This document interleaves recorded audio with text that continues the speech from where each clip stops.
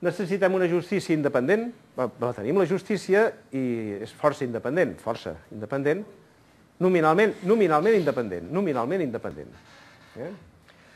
Necessitem democràcia, és a dir, que el poble pugui dir la seva. Bé, també tenim democràcia, una certa democràcia, però tenim una democràcia. Tenim notaris. Perdó, els notaris són gent que són força independents i força objectius.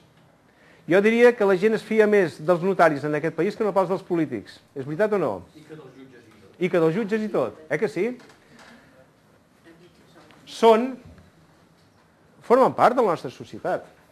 Tenim auditors, tenim censors jurats de comptes, solen ser bona gent, solen ser persones que professionalment miren.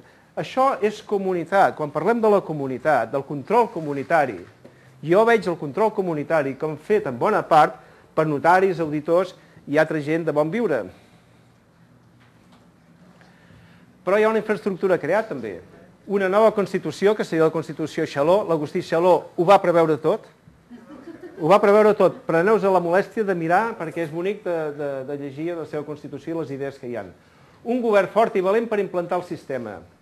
Una justícia independent del govern. Caldria reduir les atribucions del Ministeri de Justícia, que es fica massa en la justícia, i se li hauria de donar una autèntica llibertat. Un banc central, no és dolent el banc central en si, encara que hi ha pel·lícules com aquella de Zeitgeist, que el deixa pèssimament, perquè el Banc Central dels Estats Units hi ha molt a parlar. Però en si, un banc central que reguli els bancs no és una mala idea, sempre i quan aquest banc central sigui nostre, és a dir, estigui controlat per la comunitat. Doble o triple infraestructura telemàtica perquè no pugui ni caure ni pugui ser manipulada. Si és doble ja és molt difícil de manipular-la. I qui controla la xarxa? Qui ho controla tot? La justícia i potser col·legis de notaris, col·legis d'auditors, podrien participar en aquest control.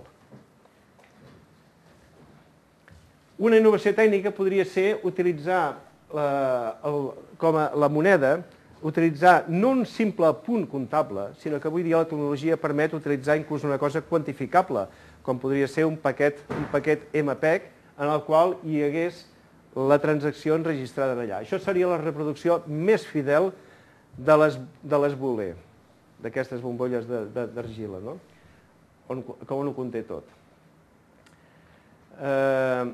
Les possibilitats de la informàtica són tal que una unitat monetària pot contindre la història completa de les transaccions per les quals ha passat.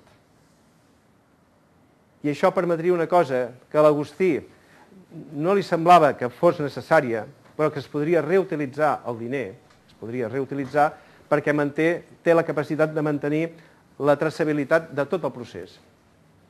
Això ja ho veuríem, són d'aquestes coses que hem de parlar. El que és bonic de la idea d'ell és que això representa la superació de tots els problemes. El cristianisme, la Revolució Francesa i el comunisme han marcat avenços cap a la millora del benestar de la població, però no ens n'hem sortit del tot. El capitalisme liberal també ha portat un important progrés material i de benestar, sobretot per la població més llesta. El que és més espavilat se'n surt molt bé en aquesta societat, se'n pot arribar a sortir, però no la totalitat de la població, i aquest és el drama. Aleshores, massa persones han de treballar més del compte per malviure. I això ho hem d'arreglar. Els que ens manen no són necessàriament dolents, el problema està en unes estructures viciades per la moneda anònima i en uns mecanismes d'enriquiment exagerat i injust, que això és el que hem d'arreglar. El capitalisme comunitari de l'Agustí Xaló representa la superació final de la dialèctica capitalisme-comunisme que s'ha viscut durant el darrer segle, sobretot. I veritablement ho resol tot. En resum, el que vol aquesta proposta, el que ens està posant al damunt de la taula a tots nosaltres perquè ens decidim a aplicar-la, és estendre la traçabilitat documental a totes les transaccions dineràries, no només les del registre de la propietat. Algú aquí ha comprat una casa alguna vegada? Pot aixecar el braç si hagi comprat alguna casa? 1, 2, 3, 4. Bé, sembla que algun més, però he de pensar, ja n'hi ha prou. Tots ho sabem. al registre de la propietat, tu no pots comprar i vendre una casa sense que s'apunti en el registre de la propietat qui l'està venent, qui l'està comprant, el seu valor, i inclús el notari es preocupa ara actualment d'on surten els diners. Es preocupa i et diu, no, els notaris t'estan dient... Claro que sí. Dime. Pero la trazabilidad es algo tan importante, es decir, que las entidades bancarias están peleando el destrazar los caminos ya no solamente del dinero en efectivo, es decir, sino también de los créditos. Por ejemplo, si os recordáis el gran problema que hubo con las academias de inglés hace unos años, era justamente destrazar los créditos, es decir, lo que defendían las entidades financieras era, no, nosotros damos créditos, pero no queremos saber para qué son. Si las academias se van a pique, es problema vuestro, porque los créditos están destrazados. Con lo cual, la idea es excepcional, pero creo que habría que aumentarla. Es decir, porque el problema ya no es solamente con el dinero en efectivo, es decir, también es con esos movimientos, con esos productos financieros, ¿verdad? Es decir, con casi cualquier... Claro, què és dinero? És que tu et pots preguntar-te què és el diner. I el diner ho és tot. Els crèdits aquests són diner. La moneda aquesta que portem a la butxaca és diner i és el que ha de desaparèixer. Tot l'altre és diner. Totes les altres formes de diner són acceptables des del moment en què siguin traçables. I aleshores començarem a parlar de moltes coses. Parlarem de l'interès i parlarem de moltes cosetes. Però el primer és que la cosa quedi enregistrada. Ara, això s'ha de fer sota control públic, igual que es fa amb el registre de la propietat, que té un control comunitari. És veritat o no? El registre de la propietat, tothom pot anar allà i mirar-ho. És una cosa que és totalment pública. Amb la finalitat de pacificar la societat. Hem vist que augmentava la seguretat, hem vist que hi ha menys risc de guerra i de terrorisme. Garantir el valor ètic de les despeses. No cal que us ho expliqui, oi? I ecològic.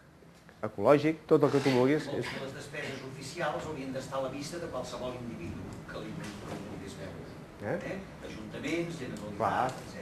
El sistema és secret pels individus, a menys que hagin de respondre davant de la justícia, però és públic per la comunitat i per tots els ens que siguin públics. Tot el que facin és absolutament públic i absolutament traçable.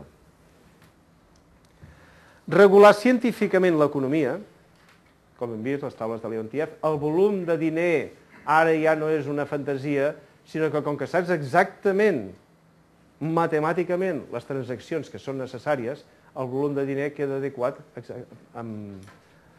sense canviar res i, per tant, ja no hi ha inflació. I proporcionar una renda bàsica a tothom. Aquests són els objectius del capitalisme comunitari. Si voleu saber-ho tot sobre aquest tema, no teniu més que entrar a bardina.org, amb 3 Ws al davant o sense, us funcionarà igual. Hi ha tota la bibliografia de l'Agustí Xaló i, a més, hi ha la pel·lícula La moneda telemàtica, de la qual en veurem ara un extracte, si en teniu ganes. A ineval.org, el tema d'educació en valors humans, el podeu trobar també en aquesta altra web. Aleshores, ara, si voleu... A favor d'Ecoval i d'Innoval, una llança perquè diem que hi ha democràcia. En les estructures actuals hi ha democràcia. No hi ha democràcia si no hi ha informació. I si no hi ha informació i diàleg, la democràcia és una paraula. Sí. I això s'està portant... I quan el poble es desinforma, perd la il·lusió per participar en debats públics, perquè pensa de què ha de servir. Si a mi no m'escolta, no serà per fer-me un rentat de cervell, per tant no val la pena ni anar en debats públics. Tot això també és a favor d'Innoval i d'Ecoval. Moltes gràcies, sí. Això, perquè ho sapigueu, cursos d'aquest tipus es fan a empreses i realment ho valoren, i les empreses canvia l'ambient a dins de l'empresa. És a dir, mentre no hem tocat les estructures, perquè encara no ho hem pogut fer, anem canviant les empreses per dins, anem canviant la gent, la manera com treballen, no? I això s'aconsegueix. Inclús hi ha algun exemple, ara hi ha un banc suís que ho està demanant, o sigui que ja veurem, serà bonic. Sí, aviam, perdó, hi ha una persona allà al darrere que demana, i tu vols dir una cosa també, oi?